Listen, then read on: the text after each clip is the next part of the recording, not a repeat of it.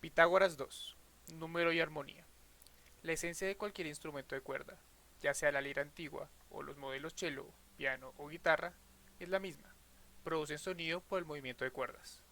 La calidad exacta del sonido o timbre depende de muchos factores complejos, incluyendo la naturaleza del material del que está hecha la cuerda, la forma de las superficies, tablero de sonido, que vibran por simpatía y la manera en que la cuerda se pulse, se toque con un arco o se golpee con un martillo. Pero en todos los instrumentos hay un tono principal, o altura, que reconocemos como la nota que se está tocando. Pitágoras, el real, descubrió que esa nota obedece dos reglas extraordinarias. Esas reglas establecen conexiones directas entre los números, las propiedades del mundo físico y nuestro sentido de la armonía, que es un aspecto de la belleza. La siguiente figura, que no es de Rafael, muestra a Pitágoras en acción, haciendo experimentos sobre la armonía. Armonía, número y longitud. Una conexión pasmosa. La primera regla de Pitágoras es una relación entre la longitud de la cuerda vibrante y nuestra percepción de su tono. La regla dice que dos copias del mismo tipo de cuerda, ambas sujetas a la misma tensión, producen tonos que suenan bien juntos precisamente cuando las longitudes de las cuerdas forman fracciones de números enteros pequeños. Así, por ejemplo, cuando la relación de longitudes es 1 a 2, los tonos forman una octava. Cuando la relación es de 2 a 3, escuchamos la quinta. Cuando la relación es de 3 a 4, la cuarta. En notación musical, en tonalidad de do, estas corresponden a tocar dos do, uno más agudo que el otro, a tocar do sol o do fa, respectivamente. La gente encuentra atractivas estas combinaciones de tonos. Son los principales bloques de construcción de la música clásica y de la mayoría del folk, el pop y el rock. Figura 3. Un grabado de la Europa medieval que presenta a Pitágoras trabajando en la armonía musical. Podemos inferir de la figura que Pitágoras escuchaba cómo variaban los sonidos producidos por el instrumento cuando él variaba dos cosas diferentes, presionando una cuerda con firmeza en distintas posiciones. Podía variar la longitud efectiva de la parte vibrante de la cuerda, y cambiando el peso que hacía la cuerda, podía variar su tensión. Al aplicar la regla de Pitágoras, la longitud que debemos considerar es, por supuesto, la longitud eficaz, esto es, la longitud de la porción de cuerda que realmente vibra. Pisando la cuerda para crear una zona muerta, podemos cambiar el tono. Los guitarristas y violonchelistas explotan esta posibilidad cuando pisan con los dedos de su mano izquierda. Cuando hacen eso, están, lo sepan o no, reencarnando a Pitágoras. En el dibujo vemos a Pitágoras ajustando la longitud eficaz mediante una abrazadera acabada en punta, que es una técnica que permite una medición precisa. Cuando los tonos suenan bien juntos, decimos que están en armonía, o que son concordantes. Lo que Pitágoras descubrió, por tanto, es que las armonías de tonos percibidas reflejan relaciones en un mundo que parece totalmente distinto, el mundo de los números. Armonía, número y peso. Una conexión asombrosa. La segunda regla de Pitágoras se refiere a la tensión de la cuerda. La tensión puede ajustarse, de manera controlada y fácil de medir, cargando la cuerda con distintas pesas, como muestra la figura 3. Aquí el resultado es incluso más extraordinario. Los tonos están en armonía si las tensiones son fracciones de los cuadrados de los números enteros pequeños. A mayor tensión, mayor altura de la nota. Así, una relación de tensiones 1-4 regenera la octava, y así sucesivamente. Cuando los músicos de cuerda afinan sus instrumentos antes de la actuación, estirando o relajando las cuerdas al girar sus clavijas, de nuevo vuelve Pitágoras. Esta segunda relación es todavía más impresionante que la primera como evidencia de que las cosas se ocultan en los números. La relación está mejor escondida porque esos números deben ser procesados, elevados al cuadrado para ser exactos, antes de que la relación se haga evidente. La impresión del descubrimiento es por tanto mayor. La relación también introduce el peso, y el peso, de manera más inequívoca que la longitud, nos conecta con las cosas del mundo material. Descubrimiento y visión del mundo. Ahora hemos abordado tres grandes descubrimientos pitagóricos: el teorema de Pitágoras sobre los triángulos rectángulos y dos reglas de consonancia musical. En conjunto vinculan forma, tamaño, peso y armonía, con el nexo común siendo el número. Para los pitagóricos, esa trinidad de descubrimientos era más que suficiente para sujetar una visión mística del mundo. La vibración de las cuerdas es la fuente del sonido musical. Esas vibraciones no son más que movimientos periódicos, es decir, movimientos que se repiten a intervalos regulares. También vemos al Sol y los planetas moviéndose a intervalos regulares por el cielo, e inferimos su movimiento periódico en el espacio, así que también ellos deben emitir sonido. Sus sonidos forman la música de las esferas, una música que llena el cosmos. A Pitágoras le gustaba cantar. También aseguraba, en realidad, escuchar la música de las esferas. Hay estudios modernos que especulan que el Pitágoras histórico sufría de tinnitus o zumbar de oídos. El Pitágoras real, por supuesto, no tenía nada de esos. En cualquier caso, el asunto general es que todo es número y el número sujeta a la armonía. Los pitagóricos, borrachos de matemáticas, habitaban un mundo lleno de armonía. La frecuencia es el mensaje. Las reglas musicales de Pitágoras merecen, creo yo, considerarse las primeras leyes cuantitativas de la naturaleza descubiertas jamás. Las regularidades astronómicas, empezando por la alternancia regular de noche y día, se habían percibido mucho antes.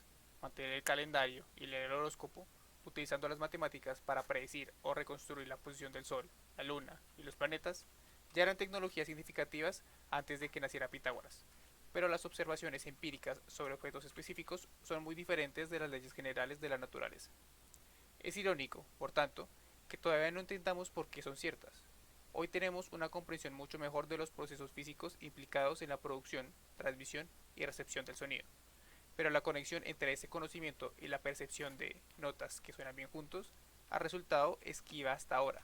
Creo que hay un conjunto prometedor de ideas al respecto. Esas ideas están cerca del asunto central de nuestra reflexión, porque, si son ciertas, elucidan un origen importante de nuestro sentido de la belleza. Nuestra explicación del porqué de las reglas de Pitágoras tiene tres partes. La primera parte empieza con la cuerda vibrando y llega a nuestros tímpanos. La segunda parte empieza en el tímpano y llega a los impulsos nerviosos primarios. La tercera parte empieza con los pulsos nerviosos primarios y llega hasta la armonía percibida. La vibración de una cuerda experimenta una serie de transformaciones antes de llegar a nuestra mente como un mensaje. La vibración perturba de manera directa el aire circundante, simplemente empujándolo.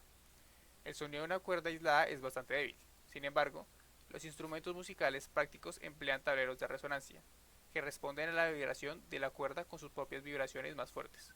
El movimiento del tablero de resonancia empuja el aire circundante de manera más robusta. La perturbación del aire cerca de la cuerda o el tablero de resonancia adquiere entonces una vida propia y se convierte en una perturbación que se propaga, una onda de sonido que se extiende hacia afuera en todas las direcciones.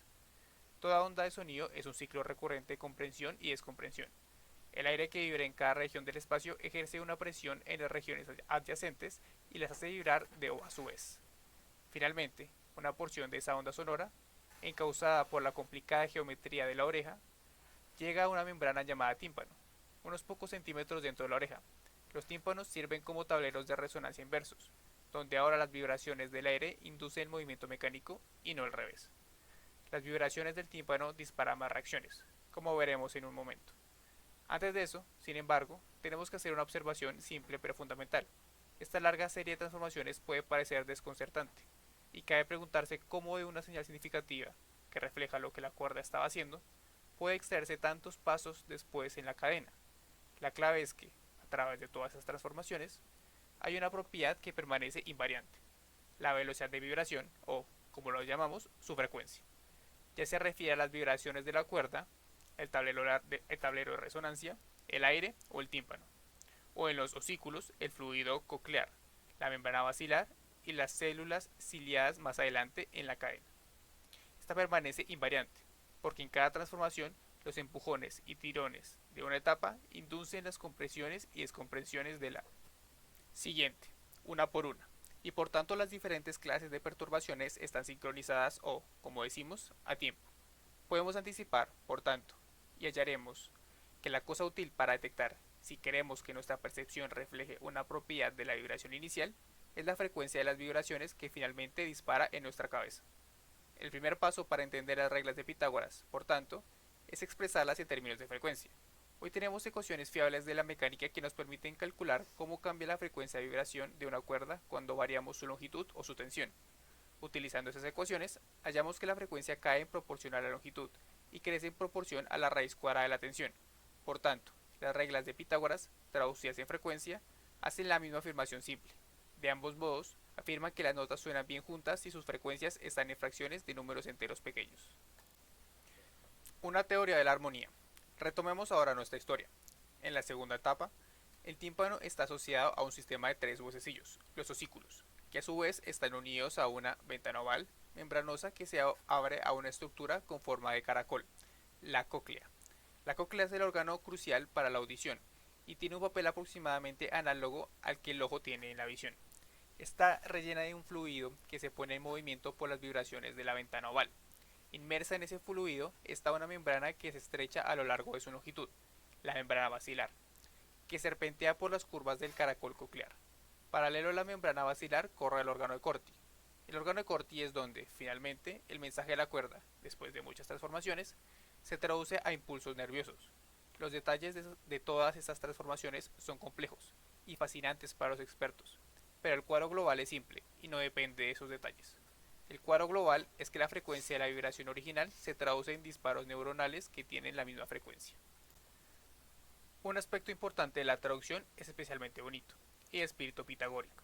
Le valió a George von Békessy un premio Nobel en 1961, puesto que la membrana basilar se va estrechando a lo largo de su longitud. Sus distintas zonas prefieren oscilar a distintas velocidades. Las zonas más anchas tienen más inercia, así que prefieren vibrar más lento, a frecuencias más bajas, mientras que las zonas más estrechas prefieren vibrar a frecuencias más altas. Un efecto similar es responsable de la diferencia general de tono entre las voces típicas de hombres y mujeres. En la pubertad, las cuerdas vocales del varón se ensanchan marcadamente, causando unas frecuencias más bajas de vibración y una voz más profunda. De este modo, cuando un sonido, después de muchas tribulaciones, pone en movimiento al fluido circundante, la respuesta de la membrana basilar será diferente en diferentes lugares a lo largo de su longitud. Un tono de baja frecuencia pondrá las zonas más anchas en vigoroso movimiento, mientras que un tono de alta frecuencia pondrá las zonas más finas en vigoroso movimiento.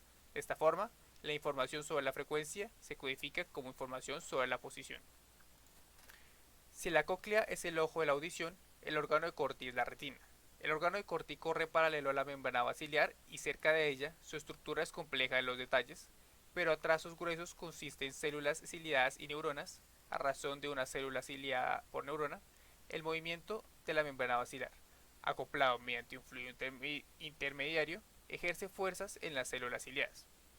Las células ciliadas se mueven en respuesta y su movimiento desencadena pulsos eléctricos en las neuronas correspondientes. La frecuencia de los pulsos es la misma que la frecuencia de estimulación, que a su vez es la misma de la frecuencia del tono original.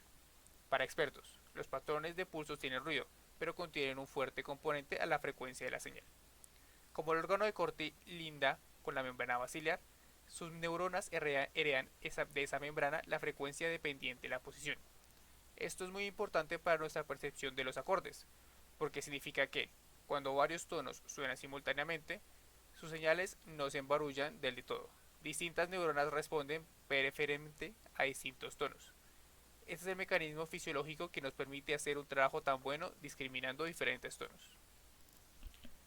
En otras palabras, nuestros oídos internos siguen el consejo de Newton y anticipan su análisis de la luz, al desempeñar un excelente análisis del sonido entrante como tonos puros. Como veremos más adelante, nuestra capacidad sensorial para analizar las frecuencias de las señales contenidas en la luz, o en otras palabras, los componentes de color de la luz, se basa en principios distintos y es mucho más deficiente.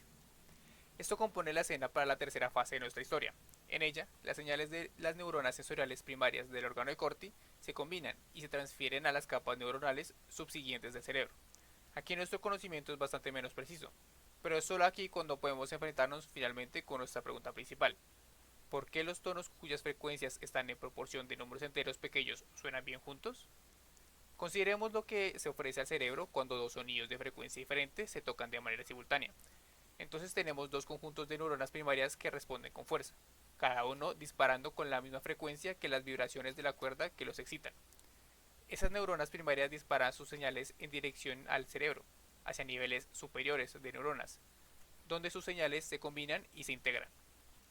Algunas de las neuronas del siguiente nivel recibirán inputs de ambos conjuntos activos de neuronas primarias. Si las frecuencias de las primarias están en proporción de números enteros pequeños, sus señales resultarán sincronizadas.